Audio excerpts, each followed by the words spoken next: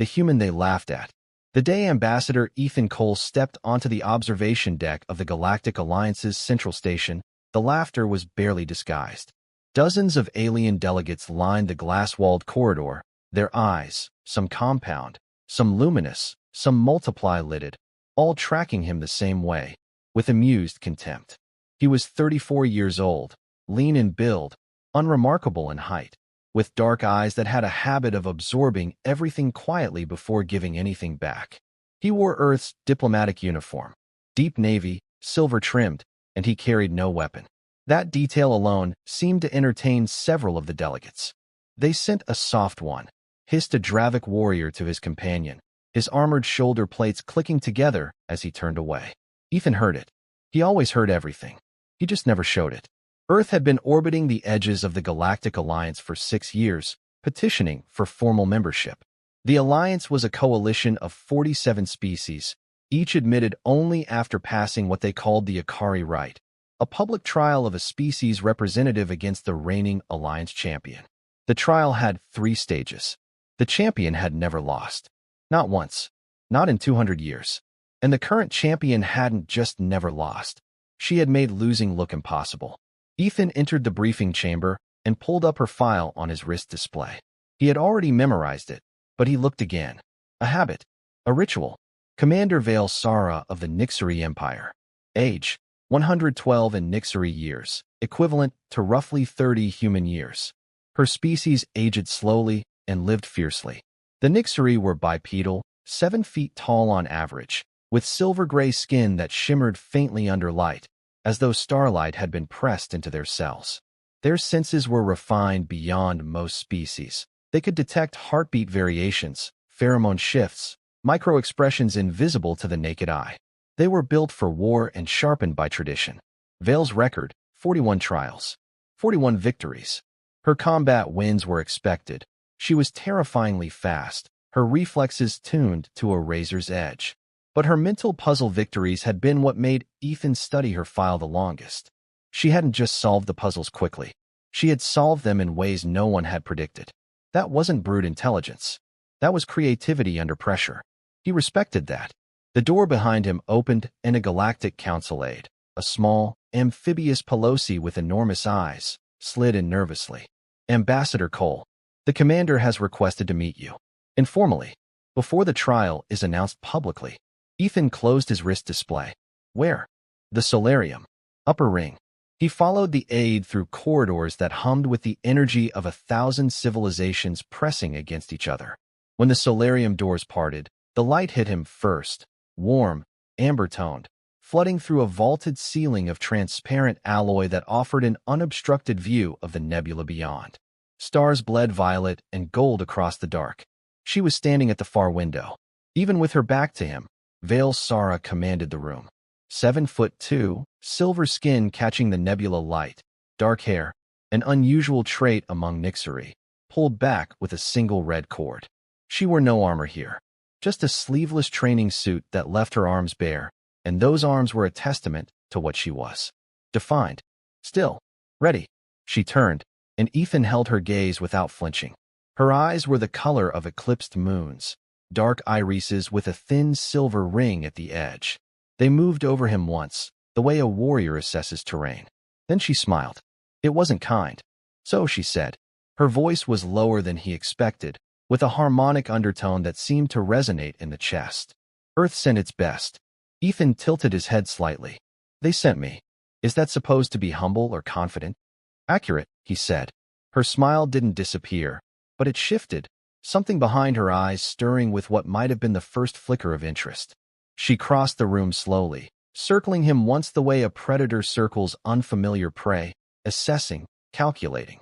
I've defeated 41 species, she said. Some stronger than yours. Some smarter. Some with abilities your biology can't even simulate. She stopped in front of him, close enough that he had to tilt his chin up slightly to hold her gaze. None of them lasted all 3 stages. Then I'll be the first, Ethan said simply. Vale studied him for a long moment. Then she leaned in slightly, her voice dropping low enough that only he could hear it. If you beat me, human, I will give you anything you ask. The nebula bloomed gold behind her. The station hummed around them. Ethan looked up at her and said, "Then I'll decide what I want when I win."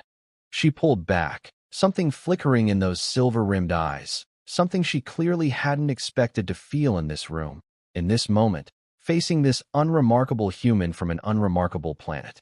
It was the very first crack. The first stage, blood and breath. The Akari arena seated 200,000 beings.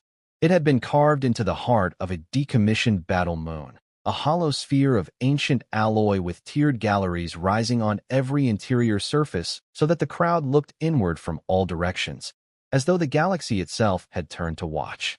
Holographic translators processed 40 languages simultaneously. Every major alliance world was live streaming. Ethan stood at the edge of his entry corridor, listening to the roar that wasn't quite sound, more like pressure, like standing at the base of a waterfall. He breathed slowly, in through the nose, 4 counts. Hold, 4 counts. Out through the mouth, 8 counts. His sports psychologist had drilled it into him years ago, back when he competed in freeform martial arts on Earth. A lifetime ago, he was the least decorated person in this arena. The trial announcer, a towering mechari with a voice like a brass instrument, declared the rules of Stage 1. Unarmed combat. No weapons, no external assistance. The match would end at first sustained incapacitation or voluntary yield. 3 rounds, 5 minutes each. Vale entered from the opposite corridor. The crowd, 200,000 beings, went completely silent for 2 full seconds. Then erupted. She walked the way planets move, with inevitability. Her silver-gray skin caught the arena lights and scattered them. She had braided her dark hair back tight, and she moved without visible effort, the way only people who have trained their entire lives move. Nothing wasted, every muscle available, every sense live. She rolled her shoulders once and looked across the arena floor at Ethan. Even at this distance, he saw her smile. Round 1. She was faster than he'd calculated. He'd studied every recorded trial, every training match available in Alliance archives, and he'd built a timing model in his head, and she was still faster than that. Her opening strike came in the first 4 seconds, a lateral sweep aimed at his lead leg, designed to unbalance rather than injure. She wasn't trying to hurt him immediately. She was reading him. He absorbed it, let his leg give, rolled with the momentum rather than bracing against it, and came back up 2 feet to her left. She hadn't expected the roll. Tiny pause, 0.3 seconds. He cataloged it. He didn't try to attack her. Not yet. He moved, circled, made her work for every contact, used the geometry of the floor to cut angles she'd have to travel farther to cover. His endurance was exceptional. 20 years of training had made his cardiovascular system something almost alien in its efficiency. He could run at 70% exertion for an hour without his performance degrading. She noticed. By the end of round 1, her expression had shifted. Round 2 was where she tested his pain threshold. The Nixari believed that a being revealed their true nature under pain, not because agony broke discipline, but because it peeled back the surface. She caught him twice, once across the ribs with a strike that compressed his breath, once at the shoulder with a grip that made his arm go briefly numb. Both times he looked at her without expression. Both times he kept moving. "You don't cry out," she said, close, during a grapple that pressed them chest to chest, his arm twisted behind him, her body all controlled pressure and heat. "Should I?" he said quietly. She released him. Round 3 was the turning point. He'd spent 2 rounds feeding her data, letting her believe she understood his patterns. In round 3, he broke every one of them. Changed his footwork, changed his defensive geometry, changed his breathing rhythm so her ability to read his cardiac pace would mislead her. He landed 3 strikes. Not hard ones. He was not trying to injure her, but precise ones, at nerve clusters he'd identified in Nixari anatomy from Alliance medical archives. The third one made her right arm go briefly unresponsive. She stepped back, looked at her hand, looked at him. The timer ended. No yield from either side. The announcer called it a draw on combat points, with edge to Ethan on technical execution in the final round. The crowd was no longer amused. They were loud in a different way now, uncertain, urgent, alive. In the pause between stages, Ethan sat in his corner and pressed a cold pack to his ribs. One of his Earth team aides, a young woman named Priya who had followed him here with barely contained terror, crouched beside him. "You're hurt," she whispered. bruised. Nothing structural. He looked across the arena floor to where Vale stood alone, not using her break to rest, just standing, staring at him with those eclipsed moon eyes. "She's not what they say," he murmured. Priya followed his gaze. "What do you mean?" "They say she's cold. Mechanical. She's not." He pressed the cold pack gently to his side. "She's curious. She's been curious since we met in the solarium." Priya looked at him with something approaching alarm. "Ethan, she just broke 2 of your ribs." "Bruised," he corrected. "And she pulled the last one. She could have snapped it." That detail, small, almost nothing, sat with him like a stone in still water, sending rings outward that he didn't yet fully understand. He stood when the announcer called stage 2. Across the floor, Vale watched him rise. Something moved across her face that 200,000 beings in the gallery could not have named. But Ethan, who had spent his life reading rooms and people and the space between words, recognized it. She was reconsidering him. Good, he thought. The second stage, mind against mind. The mental puzzle stage was conducted in an isolated chamber at the center of the arena floor, a transparent cube 30 meters across, visible to everyone and private to no one. The Alliance's master designers had built a labyrinthine system of interlocking problems, logic sequences, spatial reconstruction, ethical dilemmas with cascading consequences, and at the core, what they called the mere wrath, a single puzzle that had never been solved in under 40 minutes. Vale had solved it in 11. The two of them entered the cube together, sat across from each other at a long interface table, holographic panels rising between and around them. The problems were simultaneous, each of them receiving the same sequence, scored on accuracy and speed. Ethan settled into his chair and, in the quiet before the start signal, looked at her across the table. She was already scanning the preloaded structure of the puzzle array, her eyes moving in rapid patterns, processing. She was extraordinary. He watched her without embarrassment, and when she finally glanced up and caught him looking, he didn't look away. "You're studying me," she said. "I study everything," he replied. "I noticed." A pause. "In combat, you were watching my patterns before you moved against them. You waited almost 6 minutes before you deviated. I needed enough data. Most species would have used that time to attack. Most species would have lost by now," he said. She held his gaze for 2 seconds longer than was necessary. Then the start signal sounded. The first 20 puzzles were pattern recognition and logical sequencing, both of them blazing through at comparable speed. Ethan was slightly faster on the pure logic problems. She was more elegant on the spatial ones, restructuring 3-dimensional configurations with an intuitive fluency that was genuinely beautiful to watch. He found himself appreciating it even as he competed against it. Then came the ethical dilemma sequence. These were scenarios designed to measure decision-making under moral pressure. A captain who could save 10 lives by sacrificing one. A civilization offered peace at the cost of cultural erasure. A leader who discovers that their greatest ally has been secretly sabotaging them for years. The scoring wasn't simply about the choice made. It measured internal consistency across 47 scenarios, how values held when the stakes changed. Vale was fast on these. Decisive. She chose survival outcomes with logical efficiency. Ethan was slower. He kept pausing. She glanced at him twice during the sequence, noting his pace.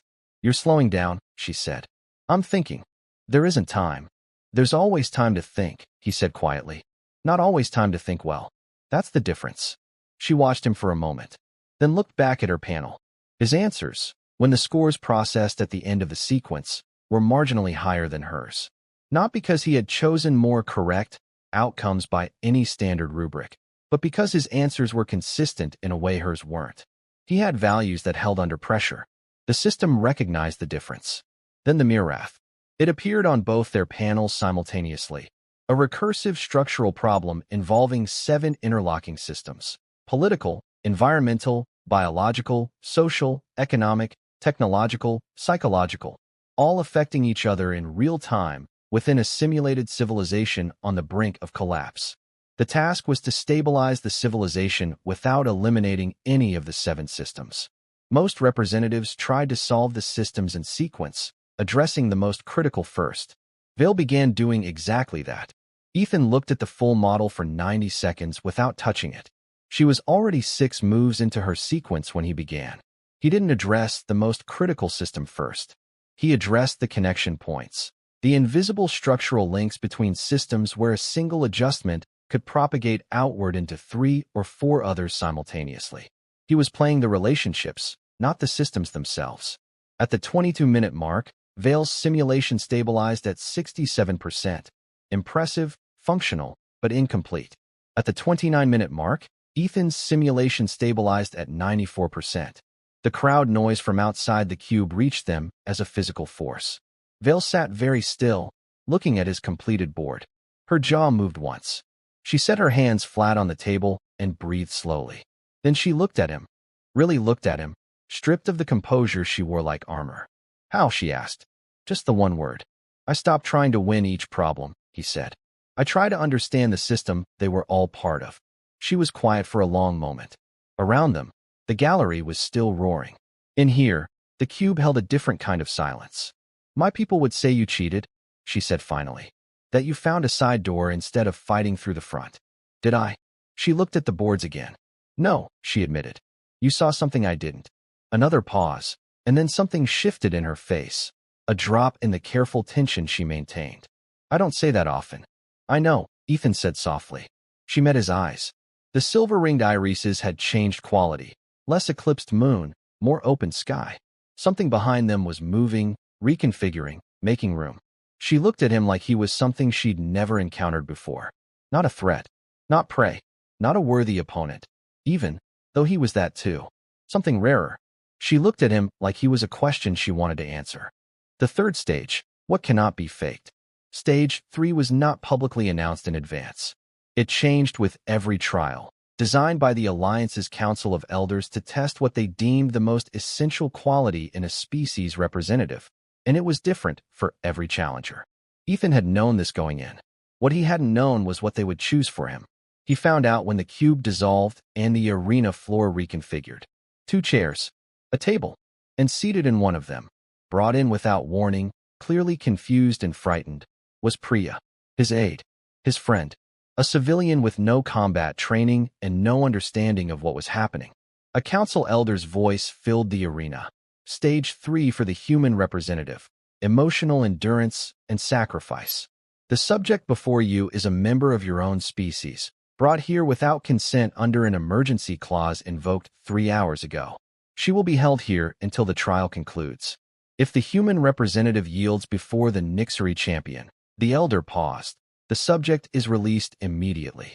If he does not yield, she remains through the conclusion. The implication was clear. Not physical danger. The Alliance wasn't barbaric, but genuine psychological pressure.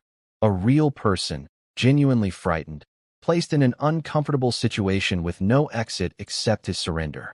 Ethan crossed the floor to where Priya sat. He crouched in front of her chair, put his hands over hers. Priya, he said quietly. Look at me. She was shaking. I don't. They just came into the waiting room and... I know. I'm sorry. He held her hands firmly. Are you hurt? No. Just scared. Okay. He held eye contact. I need you to hear me. You are safe.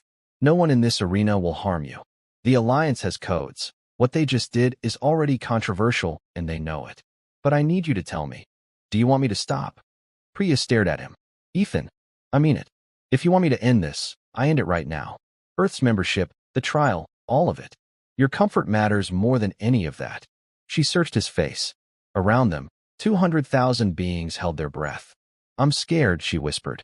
But I'm not in danger. You are not in danger. A long moment. Then Priya straightened in her chair, barely, just a degree, and said, Then keep going. Don't you dare stop for me. He squeezed her hands. Thank you. He stood. He turned to face the arena, and in a voice that carried clearly through the acoustic design of the chamber, he addressed the council elder directly. I want it on record that this stage is ethically compromised. The Alliance cannot claim to represent the highest values of galactic civilization while using an uninvolved civilian as psychological leverage. I will complete this stage, but I expect the council to review this clause. Silence.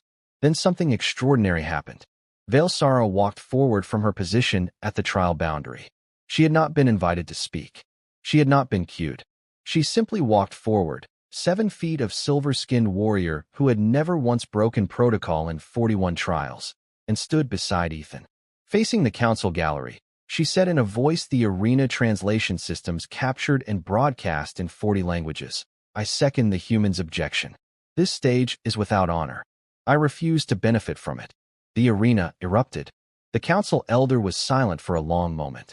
Then, "Commander Sarah, the protocol can be amended," Vale said, "by the reigning champion, which I still am." She looked at Ethan sideways. For the moment, the council conferred. Priya was escorted, gently, safely, back to the waiting area within 3 minutes. Stage 3 was redeclared, a modified endurance sequence, both of them in isolation pods, resisting simulated sensory pressure, loneliness, failure memory, identity destabilization, for 30 minutes without breaking position. Ethan went under. The simulation pulled things from him that he hadn't expected. His father's voice the day he told Ethan he'd never amount to anything significant. The memory of his first major diplomatic failure, 3 years ago, when a trade negotiation he'd led had collapsed and taken 12 months of work with it. The deep, specific loneliness of being exceptional at something nobody around you quite understood. He sat with all of it. He didn't fight it. He let it be real and breathed through it, and remained exactly where he was. When the pods released, 31 minutes later, Vale emerged at 30 minutes and 42 seconds. Ethan emerged at 30 minutes and 59 seconds. She had lasted longer. But in the scoring, reviewed by the council's neural monitoring, his endurance index was marginally higher because his baseline resistance was established against a heavier personal emotional load. The simulation, calibrated individually, had hit him harder, and he had held. The scores were compiled. The 3 stages tabulated. The announcer's voice broke the waiting silence. By accumulated score across all 3 stages, the victor of the Ikari trial, Ambassador Ethan Cole of Earth.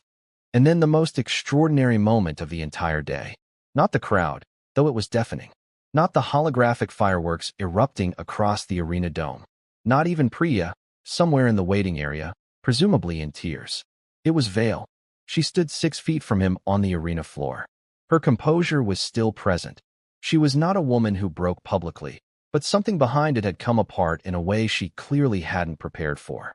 Her silver-ringed eyes moved over his face with an expression he hadn't seen on her before. She stepped toward him, slowly, stopped when they were close. That same close enough distance as the solarium, except different now because everything between them was different now. "You won," she said. Her voice was quiet.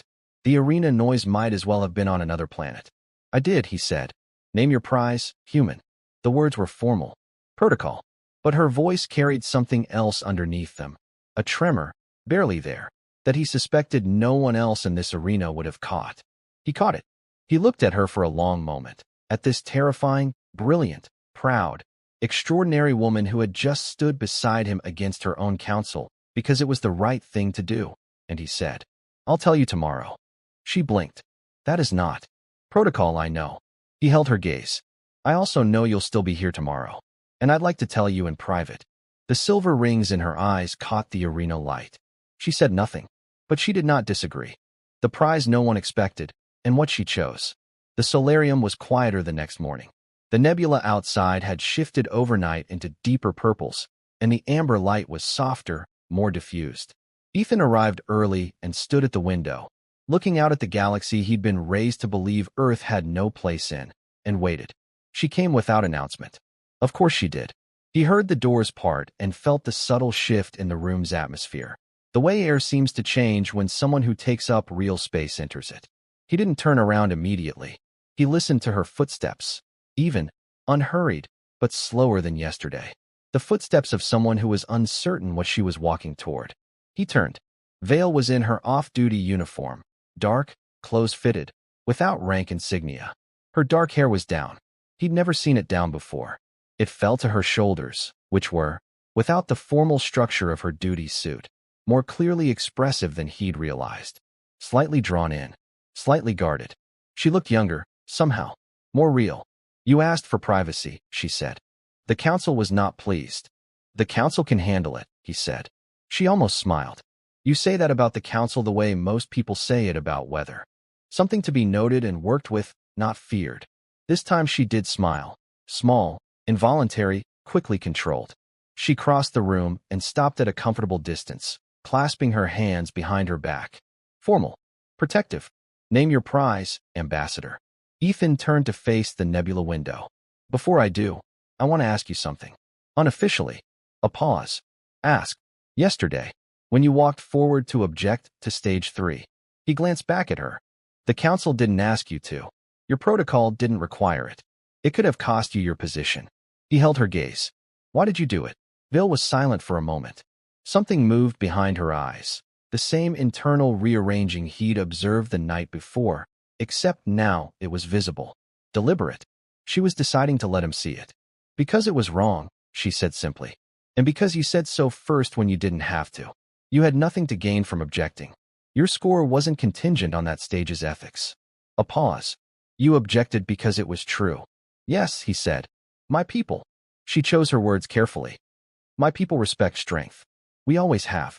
For 1,000 years, strength has been our measure of worth, our measure of civilization. I believed in that. She looked at the nebula. I still believe in strength. But yesterday I watched a being with no armor, no advantage, no history in this arena, hold a position that stronger beings have broken under. And I watched that same being prioritize one frightened person's comfort over his own victory. She turned to look at him. That is a kind of strength I did not have a category for. Ethan nodded slowly. We call it empathy. I know the word. It's not weakness, he said. I know that now, she said quietly. The nebula pulsed gold and violet outside. In the solarium, the silence between them was no longer combat distance. It had become something else, something that needed to be named, or didn't, and was present either way. Your prize, she prompted again. Softer this time.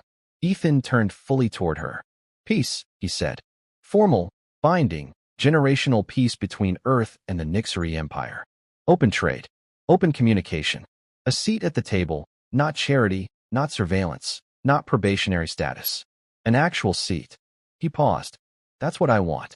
Vale stared at him. You could have asked for anything, she said. Nixery territory. Resources. A military alliance that would have made Earth untouchable. She searched his face, looking for the angle, the strategy beneath the strategy. There wasn't one. You asked for peace. I asked for peace, he confirmed. Why? Because that's what my planet needs.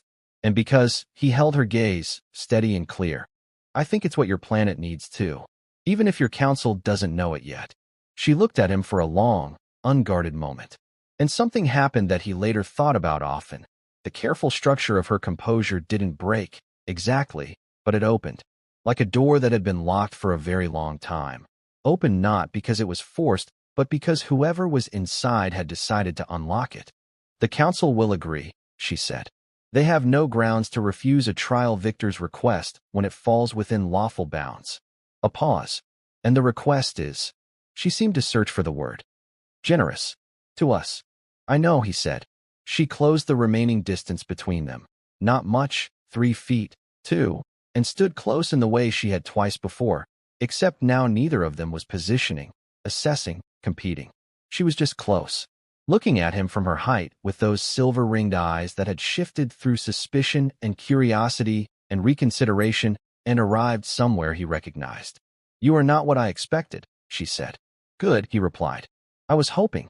Her hand came up, deliberate, not impulsive, and touched his jaw with her fingertips. The contact was brief and careful, the way she touched things she was learning the weight of.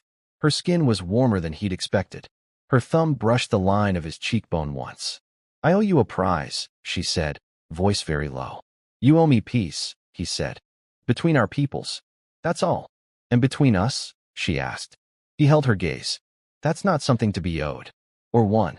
He reached up and covered her hand with his, gently, without pressure. That would have to be chosen. Vale was still for a long moment. The nebula bloomed violet and gold behind her. The station breathed around them.